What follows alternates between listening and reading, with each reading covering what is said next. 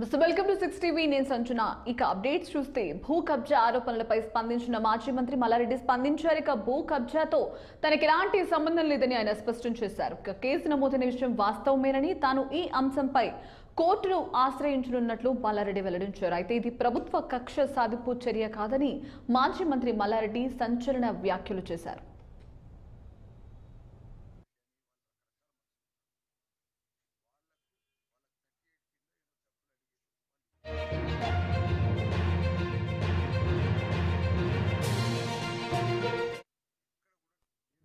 నాకు ఆ భూమిలో వాస్తవం అసలు లేదు. అది 47 ఎకరాలు భూమి ఎస్టీలది. అదేదో ఎస్టీలది, అది కూడా 38 అని అంటారు. వాళ్ళు కొన్నోళ్ళంతా రకరకాల రామరెడ్డి అని వాళ్ళు రకరకాల మనుషులు ఉన్నారు. వాళ్ళకు 38 కింద ఏదో డబ్బులు అడిగారు, వాళ్ళు ఇచ్చారు. మధ్యవర్తులు కొందరు తిన్నారు. అంతేగాని ఆ భూమిలో కానీ ఆ 47 ఎకరాలలో కానీ ఎక్కడ కూడా నా పేరు లేదు. నాకు ఆ భూమిలో సంబంధం లేదు. ఆ డీల్ తోటి కూడా నాకు సంబంధం లేదు. అది చేసారు వాళ్ళు. కోర్టుకి వెళ్ళి ఆర్డర్ తెచ్చి ఎఫ్ఐఆర్ బుక్ చేయమని తెచ్చారు.